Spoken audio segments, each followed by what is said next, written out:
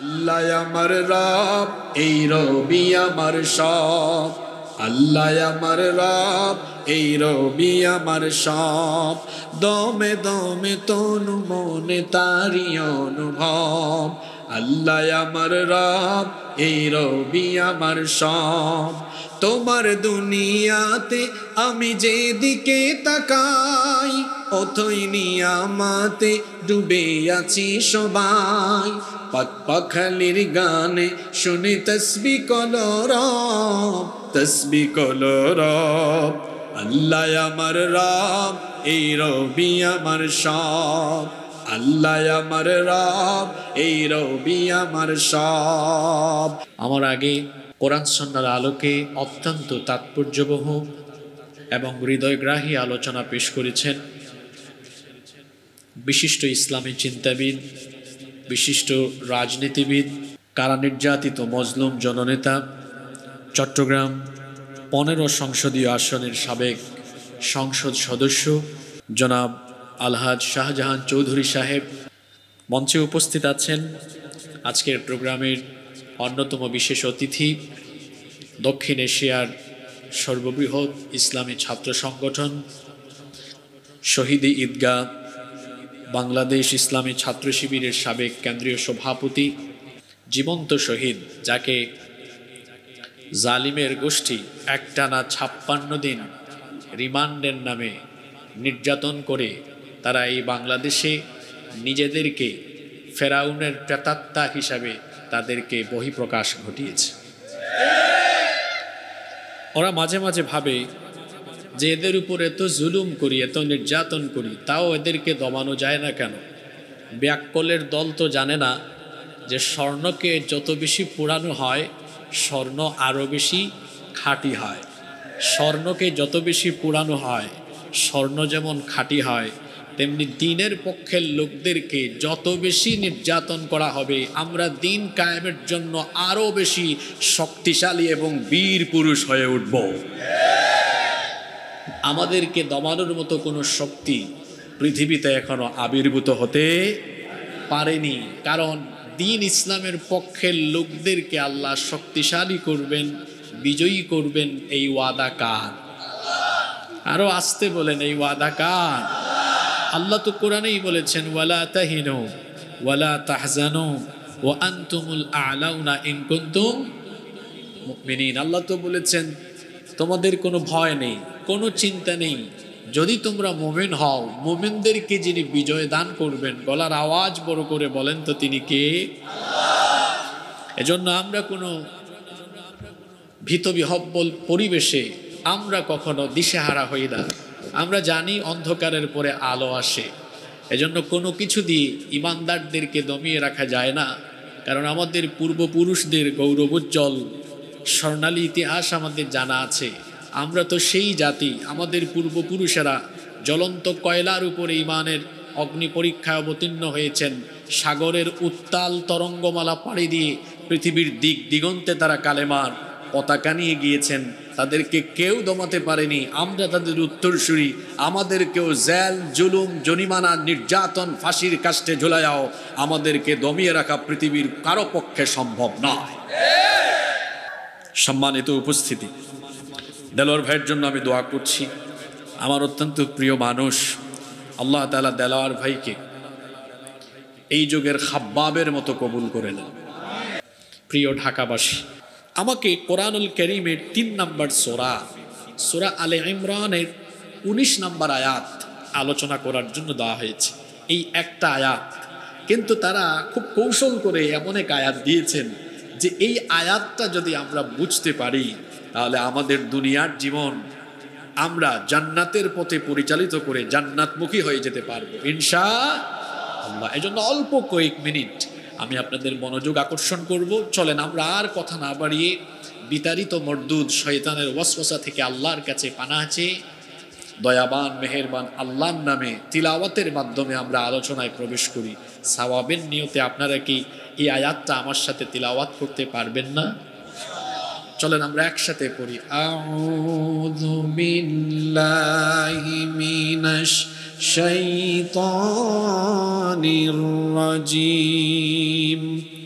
বিসমিল্লাহির রহমানির রহিম ইন্নাদ দীনা ইনদাল্লাহিল ইসলাম وما اختلف الذين أوتوا الكتاب إلا من بعد ما جاءهم العلم بغيا بينهم ومن يكفر بآيات الله فإن الله সারিউল হিসাব। বিতাড়িত মরদুদ শয়তানের ওয়াসওয়াসা থেকে আল্লাহর কাছে পানাহ চাইছি। দয়াবান মেহেরবান আল্লাহর নামে শুরু করছি। ইরশাদ হচ্ছে ইন্নাদ দীনা ইনদাল্লাহিল ইসলাম, নিশ্চয়ই আল্লাহর কাছে একমাত্র মনোনীত দ্বীনের নাম হলো ইসলাম। এই কথাটা আমার সাথে একবার সবাই বলেন, নিশ্চয়ই আল্লাহর কাছে একমাত্র মনোনীত দ্বীনের নাম ইসলাম।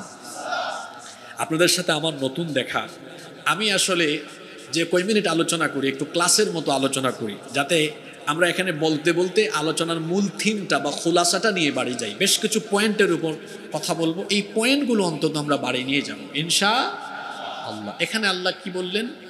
ইন্নাদ-দীনা ইনদাল্লাহিল ইসলাম, নিশ্চয়ই আল্লাহর নিকট একমাত্র মনোনীত দ্বীন হলো ইসলাম। দ্বীন শব্দটা হচ্ছে আরবি। সবাই একবার আমার সাথে এই শব্দটা পড়ুন তো, বলেন দ্বীন।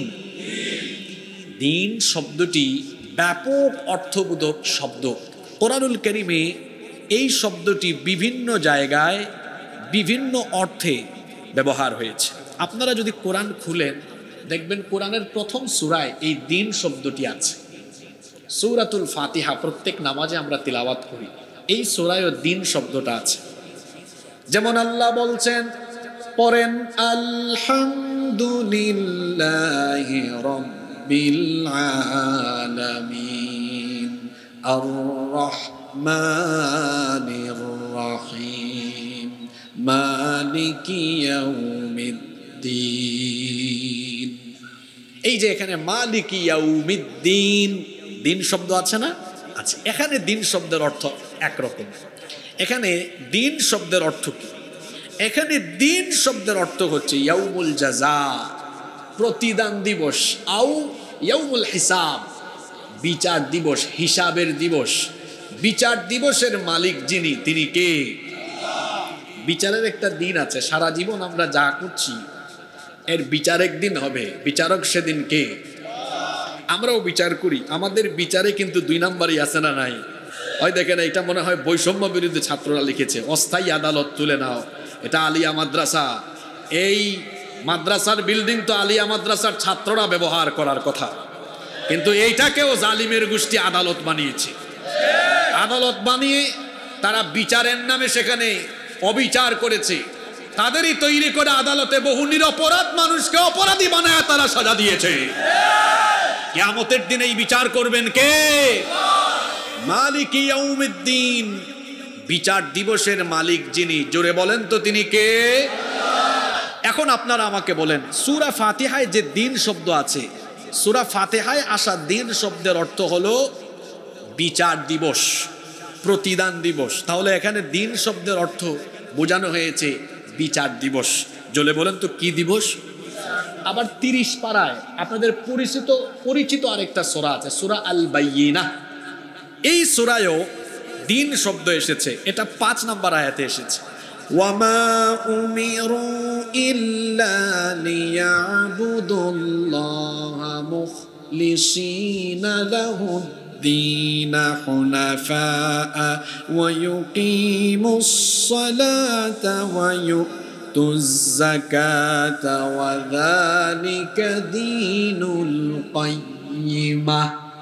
এখানে আল্লাহ বলছেন ওয়ামা উমিরু ইল্লা লিয়াবুদুল্লাহা মুখলিসিনা লাহুদ্দিন। দিন শব্দ এসেছে এখানে, আবার দিন শব্দের অর্থ আরেকটা। এখানে দিন শব্দের অর্থ হলো একনিষ্ঠ হয়ে একাগ্র চিত্তে ইবাদত করতে হবে কার? দেখেন তো, এক জায়গায় দিন শব্দের অর্থ একটা, আরেক জায়গায় আরেকটা। এখন আমাদের তো আজকে সব টাইম চলে গেছে ঝড় বৃষ্টি ইত্যাদি ইত্যাদি কারণে। আমি ভেবেছিলাম অন্তত 1 ঘন্টা পাইলে এগুলো বলতাম, কিন্তু আমার তো আরও জরুরি কথা আছে। এজন্য আমি এই 2টা উদাহরণে দিলাম, বাকি আয়াতগুলো রেফারেন্স হিসেবে না এনে শুধু বলি যে দিন শব্দটা কোরআনে আরও কি কি অর্থে ব্যবহার হয়েছে। একটা তো সূরা ফাতিহা থেকে বললাম, বিচার দিবস, প্রতিদান দিবস অর্থে ব্যবহার হয়েছে। সূরা বাইয়িনায় একাগ্র চিত্তে একনিষ্ঠতার সাথে আল্লাহর ইবাদত করতে হবে, এই অর্থে ব্যবহার হয়েছে। আবার আপনি যখন সূরা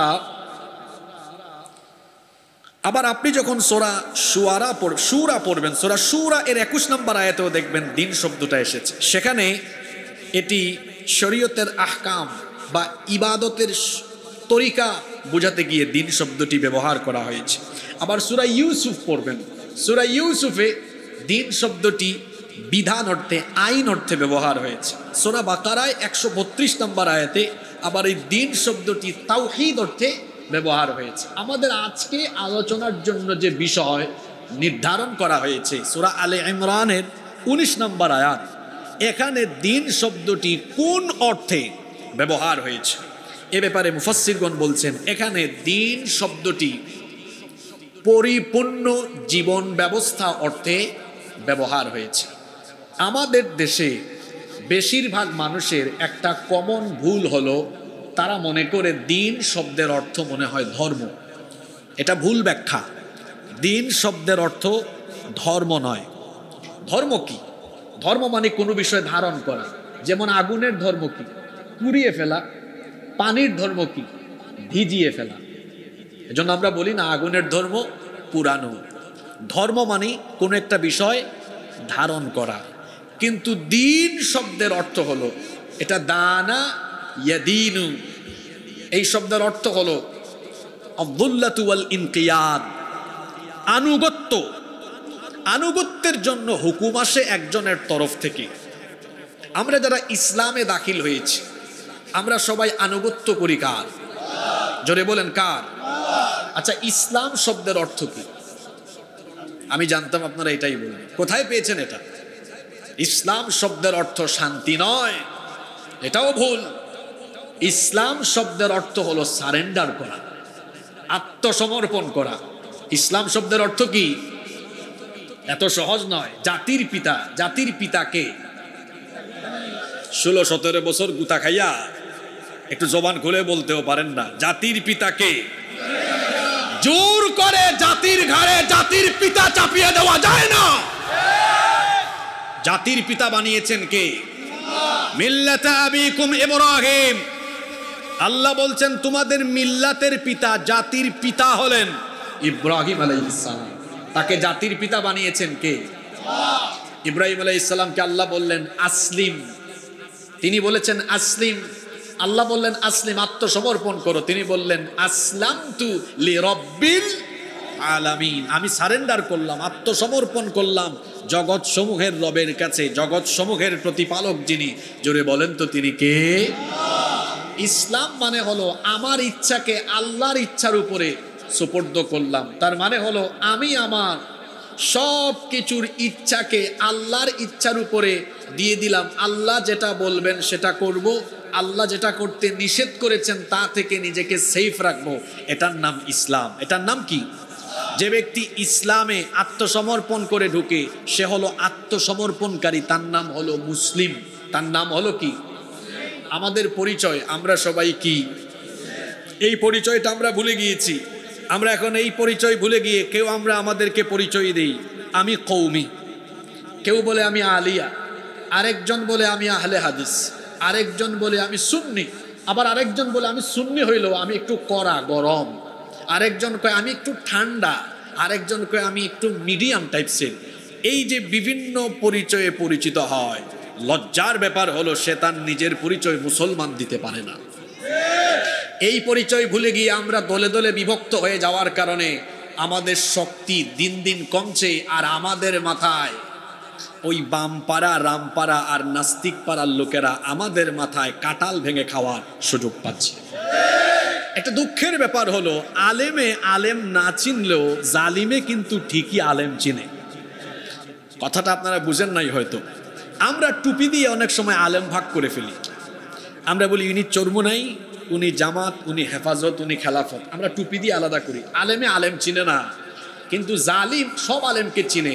তারা যখন ধরে তখন কবির হুজুর, আলিয়ার হুজুর, সব হুজুরই একই সেলের ভেতরে রাখে। দেখেন নাই মাওলানা মামুনুল হক সাহেবকে যেই জেলে রাখছে, মুফতি আমির হামজাকেও একই জেলে রেখেছে। আলেমে আলেম না চিনলেও আমরা জালিমে কিন্তু আলেম ঠিকই চেনে।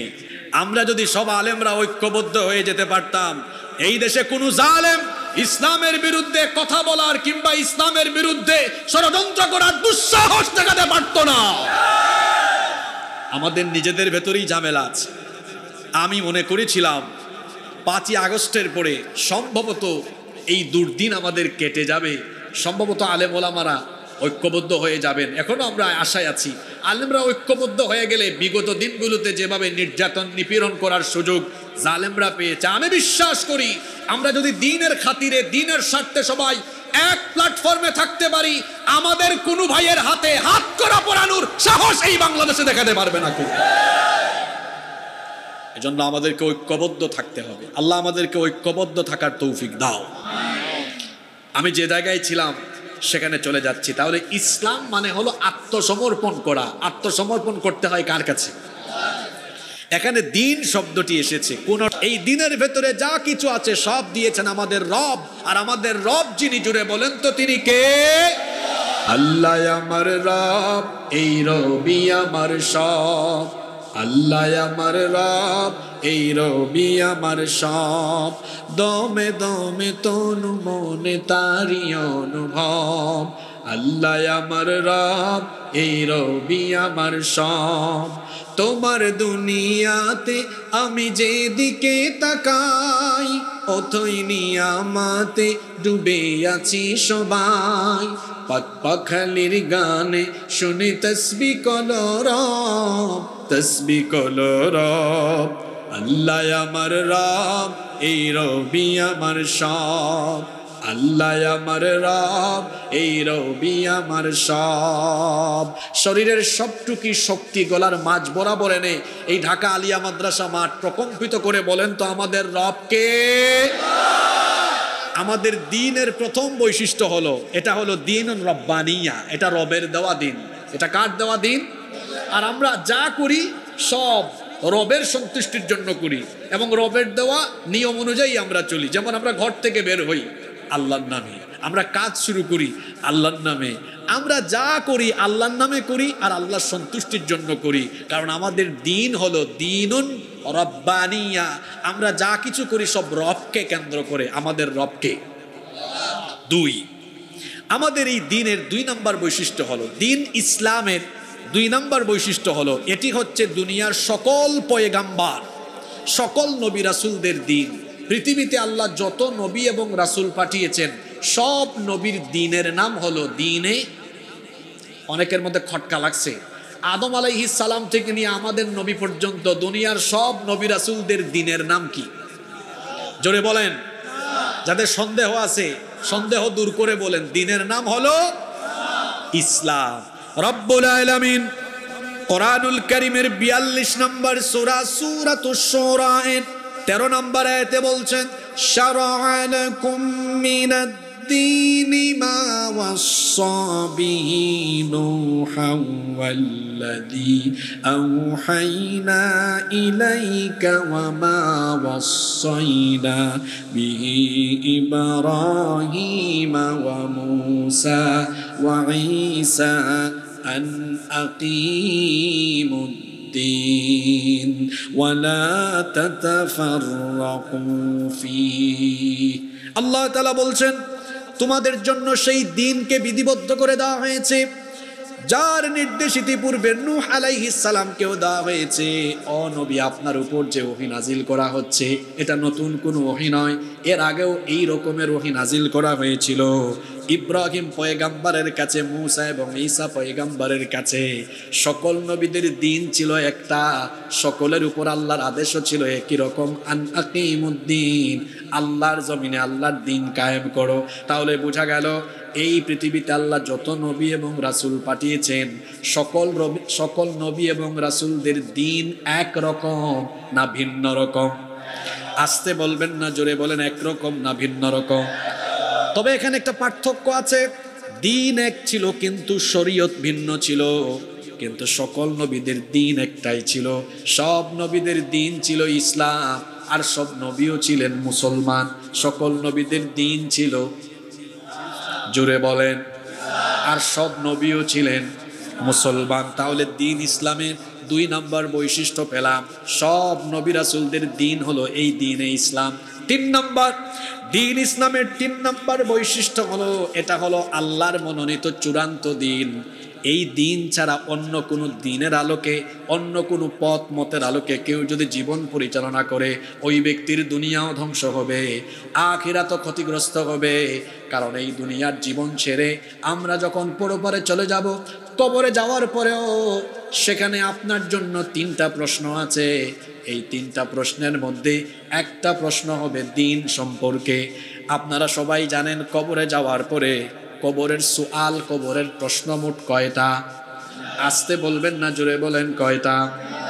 1 নম্বর প্রশ্ন হবে মার রব্বুকা, তোমার রবকে? আমরা বলবো রব্বি আল্লাহ, আমাদের রব হলেন আল্লাহ। 2 নম্বর প্রশ্ন হবে মা দীনুকা, তোমার দিন কি? অর্থাৎ তুমি যে গোটা জীবনভর দুনিয়াতে থেকে আসলে কোন ব্যবস্থাপনা, কোন ফর্মুলা, কোন নিয়ম কানুনের ভিত্তিতে জীবন পরিচালনা করেছো?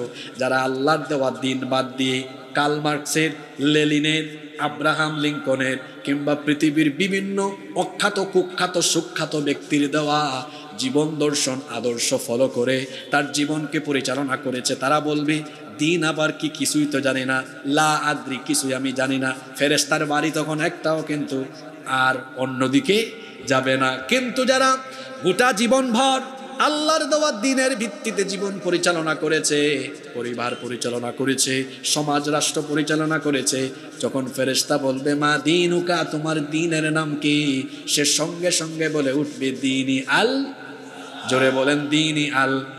তাহলে বোঝা গেল দুনিয়া থেকে যাওয়ার পরেও দিন সম্পর্কে প্রশ্ন আছে না নাই? আসতে বলবেন না, জোরে বলেন, প্রশ্ন আছে না নাই? দিন ইসলামের 3 নম্বর বৈশিষ্ট্য হলো, এটি হলো আল্লাহর তরফ থেকে মনোনীত করা চূড়ান্ত দিন। এই দিন বাদ দিয়ে যদি কেউ অন্য আদর্শ, অন্য পথ বা মতপথ সে যদি ফলো করে, দুনিয়াও শেষ হবে, আখিরাতও ধ্বংস হবে। এজন্য আল্লাহ তাআলা কোরআনে কারীমের 3 নম্বর সূরা আলে ইমরানের 85 নম্বর আয়াতে বলছেন, যারা পারেন আমার সঙ্গে পড়েন, ওয়া মান ইয়াবতাগি গায়রাল ইসলামি দীনা ফালান ইউকবালা মিনহু ওয়া হুয়া ফিল আখিরাতি মিনাল খাসিরিন। যে ব্যক্তি আল্লাহর দেওয়া দিন বাদ দিয়ে অন্য কিছু অনুসন্ধান করবে, অন্য কিছু তালাশ করে অন্য কিছু গ্রহণ করবে, আখিরাতে আল্লাহ সেটা তার জন্য গ্রহণ করবেন না। এই ব্যক্তি ক্ষতিগ্রস্ত হয়ে যাবে। ক্ষতি মানে হলো জাহান্নাম। এই আয়াত সুস্পষ্ট বার্তা দিল, যারা জীবন পরিচালনায় আল্লাহর দেওয়া দিন বাদ দিয়ে শয়তানি তরিকায়, তাগুতি তরিকায় জীবন পরিচালনা করে, এরা আল্লাহর ভাষা অনুযায়ী, আল্লাহর ঘোষণা অনুযায়ী এই লোকগুলো জান্নাতের গন্ধ পাবে না, এদেরকে জাহান্নামের শাস্তি যিনি দিবেন তিনি কে? দিন ইসলাম হলো আল্লাহর মনোনীত চূড়ান্ত দিন। এর বাইরে কোনো দিন আর মানুষের জন্য নাই। কেউ যদি এই দিন বাদ দিয়ে অন্য কোনো দিন গ্রহণ করে, আল্লাহ এটা গ্রহণ করবেন না। শুনেন, মুসনাদে আহমদের ভেতরে একটা হাদিস বর্ণিত হয়েছে। আল্লাহ নবী বলেছেন, এই মুহূর্তে যদি আল্লাহ মুসা নবীকেও পাঠাতেন, ওয়ালাউ কানা মুসা হাইয়ান মা ওয়াসিআহু ইল্লা তাবাই, মুসা নবীও যদি এখন আমার পরে দুনিয়ায় আসেন, মুসা নবীর জন্য আল্লাহ ওয়াজিব করে দিবেন তিনি যেন আমার অনুসরণ করেন। কারণ আল্লাহ নবী পৃথিবীতে আসার পরে, আল্লাহ নবীর আগে যত নবী রাসূল এসেছেন, সমস্ত নবীর শরীয়তকে বাতিল করে দিয়ে দিন ইসলামকে চূড়ান্ত হিসাবে ঘোষণা দিয়ে আমার নবীকে দেওয়া শরীয়তকে অনুসরণ করার চূড়ান্ত ঘোষণা যিনি দিয়েছেন, জোরে বলেন তিনি কে? এজন্য দ্বীন ইসলামের 3 নম্বর বৈশিষ্ট্য হলো এটি হচ্ছে আল্লাহর তরফ থেকে চূড়ান্ত মনোনীত দ্বীন। 4 নম্বর বৈশিষ্ট্য হলো দ্বীন ইসলাম হলো সকল মানুষের জন্য, এটা সার্বজনীন, এটা সাম্প্রদায়িক কোনো দিন নয় যে শুধুমাত্র কোনো দেশের কোনো অঞ্চলের নির্দিষ্ট এলাকার বাসিন্দারা এই দিন গ্রহণ করতে পারে, বিষয়টা এমন নয়, বরং এটা হলো বিশ্বজনীন, এটা হলো সার্বজনীন। এজন্য আল্লাহ তাআলা নিজেকে ঘোষণা দিয়েছেন, আমি হলাম রব্বিল আলামিন, আমি জগৎ সমূহের রব। আর এই দিন আল্লাহ যার মাধ্যমে দিয়েছেন সেই নবীর ব্যাপারে আল্লাহ বলছেন, আমার নবীকে আমি দুনিয়ার কোনো অঞ্চল, দেশ বা জনগোষ্ঠীর জন্য নবী বানাই নাই। তাহলে আল্লাহ আমার নবীকে কাদের জন্য পাঠালেন?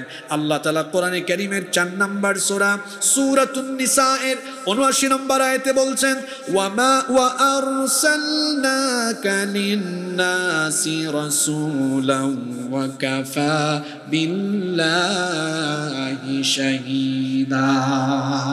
আল্লাহ তাআলা বলছেন, ওয়া আরসালনাকা লিন-নাসি রাসূলা, আমি সকল মানুষের জন্য আমার রসুলকে প্রেরণ করেছি। আবার কোরআনে কারীমের 7 নম্বর সূরা সূরাতুল আরাফের 158 নম্বর আয়াতে আল্লাহ বলছেন, কুল ইয়া আইয়ুহান নাসু ইন্নী রাসূলুল্লাহি ইলাইকুম জামিআ। হে নবী, আপনি বলুন, আমি নির্দিষ্ট কোনো গোষ্ঠীর জন্য নয়, বরং তামাম দুনিয়ার সকলের জন্য আল্লাহর তরফ থেকে রসুল হিসাবে এসেছি। সুবহানাল্লাহ পড়বেন না? আমাদের দ্বীন ইসলাম হলো বিশ্বজনীন, এটা সার্বজনীন, সকল মানুষের জন্য আল্লাহ এই দ্বীন দিয়েছেন, এটা কোনো সাম্প্রদায়িক দ্বীন নয়। এজন্য আল্লাহ নিজের পরিচয় দিয়েছেন সার্বজনীন ভাবে, আমি সবার রব। আবার যে নবীকে আল্লাহ পাঠিয়েছেন সেই নবীকে বলছেন তিনি সকলের নবী। আবার আল্লাহ যে কিতাব আমাদেরকে দিয়েছেন, এই কিতাব কোরআনকে আল্লাহ সাম্প্রদায়িক কোনো কিতাব বানান নাই, এটা মুসলমানদের কিতাব নয়। যদি মুসলমানদের কিতাব হতো আল্লাহ কোরআনে বলতেন হুদাল্লিল মুমিনিন, হুদাল্লিল মুসলিমিন। কিন্তু কোরআন পড়েন, গবেষণা করেন, দেখবেন কোথাও এই ধরনের সাম্প্রদায়িক কথা নাই, বরং কোরআনের মধ্যে আল্লাহ বলেছেন, এই আয়াত আমি জানি আপনাদের সবার মুখস্থ আছে, সওয়াবের নিয়তে আমার সাথে তিলাওয়াত করেন, শাহরু রমাদানাল্লাযী উনজিলা ফীহিল কুরআনু হুদাল লিন-নাসি ওয়া বায়িনাতিম মিনাল হুদা ওয়াল ফুরকান।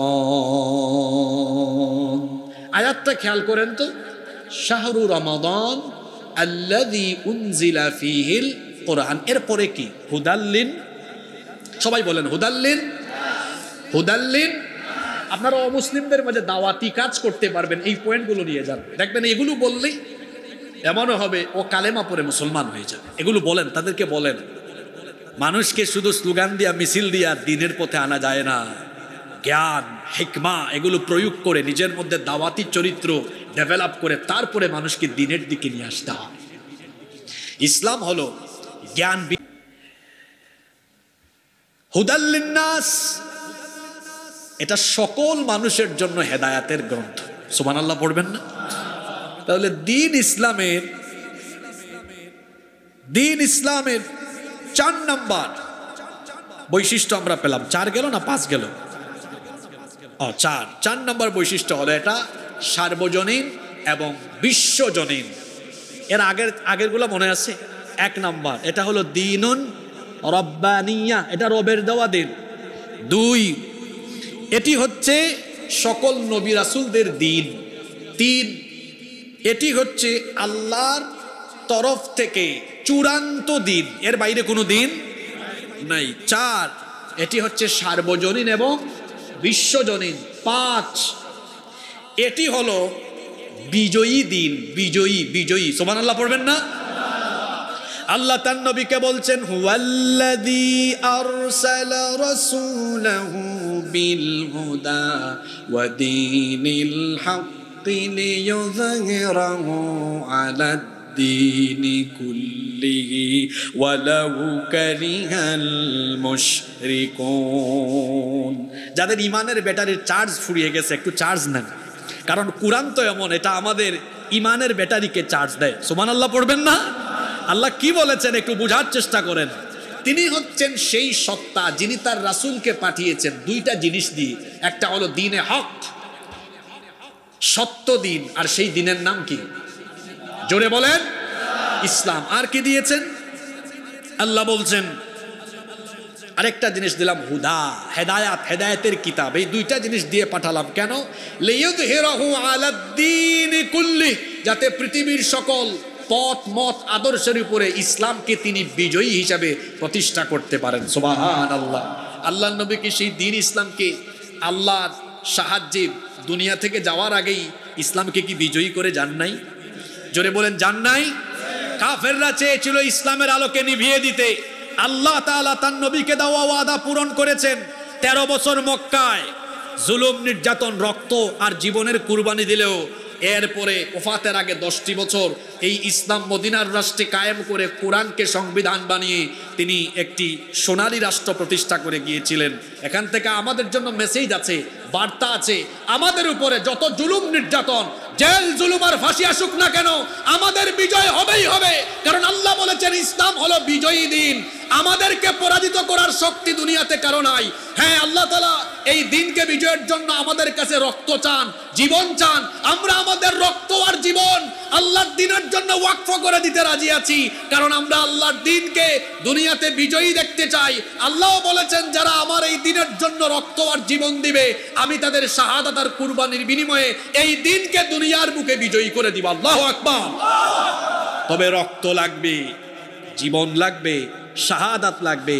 এই যে আলিয়া মাদ্রাসায় এতগুলা বিল্ডিং, ঢাকা আলিয়া মাদ্রাসায়, এই বিল্ডিংগুলো বানাতে গিয়ে কত ইট, বালু, পাথর ওই সময় নিচে পড়ছে, পড়ে নাই? জোরে বলেন পড়ে নাই? পড়ছে। তাহলে বোঝা গেল একটা বিল্ডিং বানাতে গেলে সব ইট, বালু, পাথর বিল্ডিংয়ে ব্যবহার হয় না, কিছু নিচে পড়ে যায়। আমরা যদি ইসলামের একটি ইমারত, ইসলামের বিল্ডিং যদি নির্মাণ করতে চাই, তাহলে আমাদেরকেও আল্লাহর দ্বীনের জন্য এমন বহু ব্যক্তিকে শহীদ হয়ে মাটির নিচে মাকফুন হয়ে যাওয়া লাগবে। তবে আমাদের কোনো ভয় নাই, হারাবার তো কিছুই আমাদের নাই। আমার জাতীয় কবি বলেছেন, উহারা চাহুক দাসের জীবন, আমরা শহীদি দরজা চাই, নিত্য মৃত্যু ভিতরা, মোরা মৃত্যু কোথায় খুঁজে বেড়াই। ওরা মৃত্যুকে ভয় করে, আমরা মৃত্যুকে ভয় করি না, কারণ আমরা আল্লাহর দ্বীনের জন্য মৃত্যুকে শাহাদাতের সেতু হিসাবে মনে করে আমরা আল্লাহর জান্নাতে যাওয়ার জন্য হাসি মুখে শহীদ হতে জানি। যদি আল্লাহর দ্বীনের জন্য আমাদের জীবন কুরবানি করার দরকার হয়, কারা কারা রাজি আছেন আল্লাহকে একটু দেখান তো।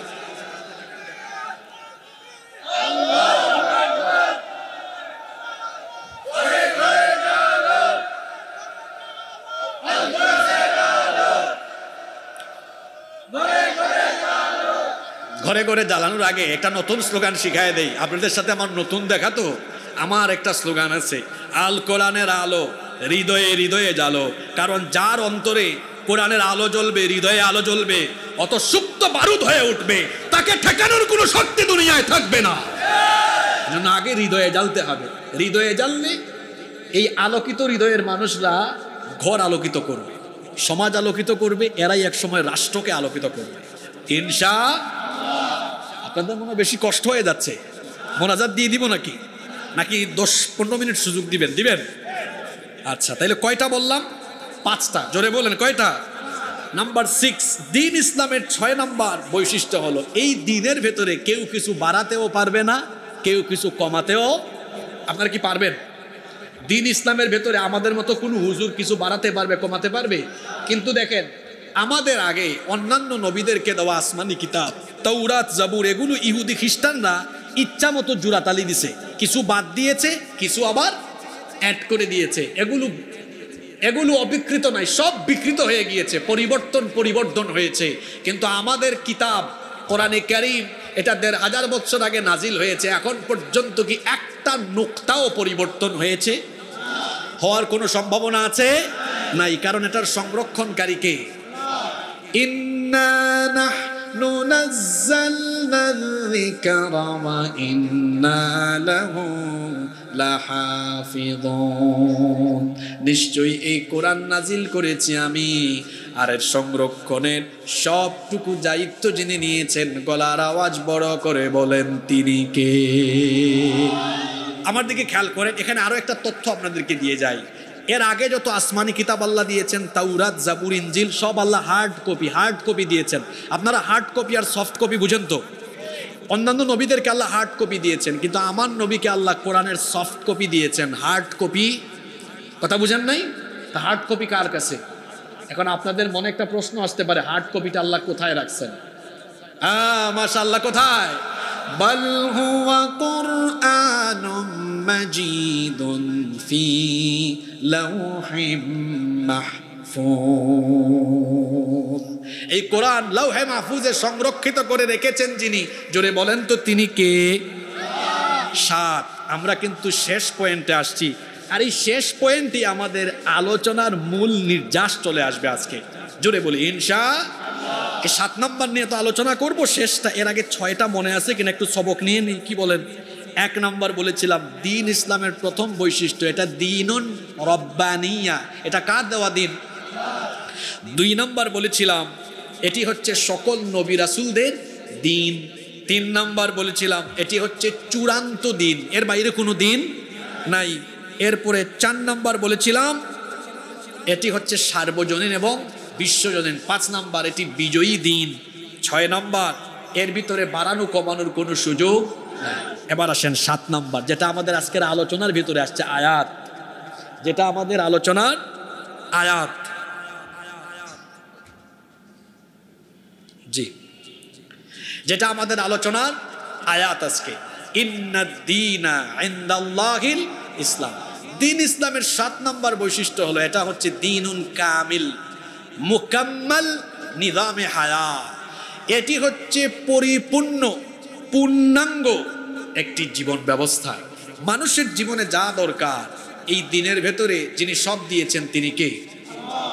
এজন্য রব্বুল আলামিন বিদায় হজের দিনে সূরা মাইদার 3 নম্বর আয়াত আল্লাহ নাজিল করেছিলেন, আর নবীকে আল্লাহ জানিয়ে দিয়েছেন, আল ইয়াউমা আকমালতু লাকুম দীনাকুম ওয়া আতমামতু আলাইকুম নি'মাতি ওয়া রাদিতু লাকুমুল ইসলাম দীনা। আজ আমি তোমাদের জন্য তোমাদের দিনকে পরিপূর্ণ করে দিলাম, আমার নেয়ামত তোমাদের উপরে সম্পূর্ণ করলাম, আর তোমাদের জন্য দিন ইসলামকে আমি মনোনীত করে দিলাম। এটি হলো এমন এক দিন, এটি হলো পরিপূর্ণ পূর্ণাঙ্গ। এই জন্য আপনি যদি মুসলমান হন, পরিপূর্ণভাবে দিনের ভেতরে ঢুকতে হবে, ইসলামের ভেতরে পূর্ণাঙ্গ ঢুকতে হবে। অর্ধেক ঢুকবেন অর্ধেক ঢুকবেন না, এমনটা হতে পারে না। ইসলাম মানলে আপনাকে পুরোটাই মানতে হবে। এজন্য আল্লাহ বলেছেন, ইয়া আইয়ুহাল্লাযীনা আমানু দুখুলু ফিস-সিলমি কাফা ওয়া লা اتبعوا خطوات الشيطان إنه لكم عدو مبين।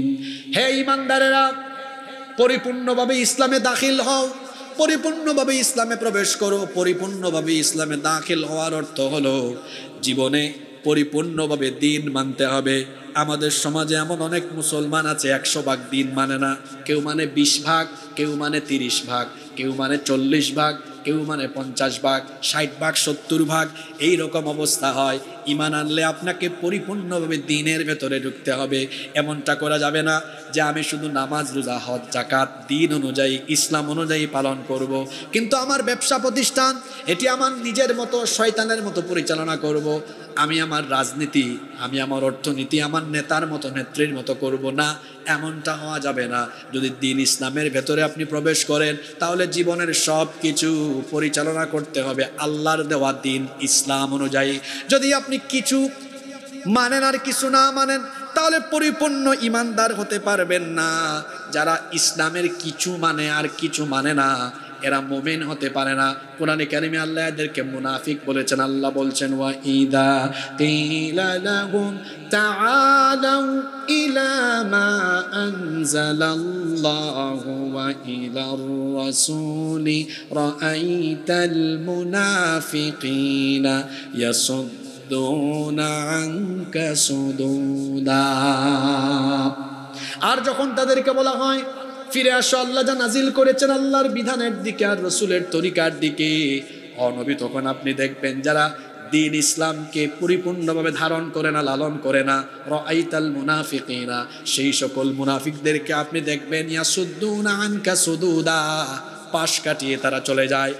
যারা দিন ইসলামে পরিপূর্ণ দাখিল হবে তারা পরিপূর্ণভাবে জীবনের সকল ক্ষেত্রে দিন মানবে। ঈমান আনলে, কালেমা পড়লে এটাকে ভাগাভাগি করা যাবে না। কিন্তু আজ দেখেন আমার সমাজের দিকে আপনি তাকায় দেখেন মানুষ কিভাবে দিন প্র্যাকটিস করছে, নামাজে যায়, রোজা রাখে, হজ করে, যাকাত দেয়, জিকির আজকার করে, মাহফিলের আয়োজন করায়, শ্রোতা হয়, বক্তা হয়, আয়োজক হয়, কিন্তু দেখা যায় সেই লোকটা তার জীবনের বিভিন্ন জায়গায় দিন মানে না। অবস্থা এমন হচ্ছে বিয়ে বাড়িতে ইমাম সাহেব ডেকে এনে খুতবা দিয়ে কোরআন তেলাওয়াত করে দুয়ার মাধ্যমে বিয়ে পড়ানো হচ্ছে, কিন্তু আগের রাতে গায়ে হলুদের নামে কোরআন বিরোধী, ইসলাম বিরোধী কার্যক্রম সেই বাড়িতে চলল। ব্যবসা প্রতিষ্ঠান উদ্বোধনের সময় আলেম এনে তারপরে দুয়া অনুষ্ঠানের আয়োজন করে ব্যবসা প্রতিষ্ঠান উদ্বোধন করা হলো, কিন্তু সুদের টাকা, ঘুষের টাকা দিয়ে ব্যবসা প্রতিষ্ঠান উদ্বোধন করা হলো। দুয়ার মিলাদের অনুষ্ঠান দিয়ে ব্যবসা প্রতিষ্ঠান উদ্বোধন করেছে, কিন্তু দেখা যায় 2 নাম্বারি উপায়ে ব্যবসা করে। পার্লামেন্টের অধিবেশন শুরু হওয়ার আগে কোরআন তেলাওয়াত দিয়ে পার্লামেন্টের অধিবেশন আরম্ভ করে, তেলাওয়াতের 15-20 মিনিট পরে সেই পার্লামেন্টে আবার কোরআন বিরোধী আইন পাশ করে। এইভাবে করে জীবনের সকল দিক এবং বিভাবে শুধুমাত্র কোরআনকে তেলাওয়াত, খতম, ঝাড় ফুঁক আর তাবিজের কিতাবে সীমাবদ্ধ রেখে জীবনের সকল ক্ষেত্রে কিংবা জীবনের কোনো কোনো ক্ষেত্রে দিন বিরোধী, কোরআন বিরোধী কাজ করে যারা ইমানদার নামের খাঁটি মুনাফিক হলো তারা। আল্লাহ এদের ব্যাপারে বলছেন আফাতু মিনুনা বিবাদিল কিতাবি ওয়া তাকফুরুনা বিবাদ ফামা জাযাউ মান ইয়াফআলু যালিকা মিনকুম ইল্লা খিzyun ফিল হায়াতিদ দুনিয়া ওয়া ইয়াউমাল কিয়ামাতি ইউরাদ্দুনা ইলা আশাদ্দিল আযাব ওয়া মাল্লাহু বিগাফিলিন আম্মা তা'মালুন। তবে কি তোমাদের অবস্থা এমন? এই কিতাবের কিছু অংশ মানো আর কিছু অংশ মানো না, এমনটা যারা করো শোনো, দুনিয়ায় তোমাদের জন্য রয়েছে লাঞ্ছনা, গঞ্জনা, দুনিয়ায় তোমাদের জন্য রয়েছে অপমান করে জীবন, আর আখিরাতে কিয়ামতে তোমাদেরকে কঠিন শাস্তির যিনি ব্যবস্থা করবেন তিনি কে?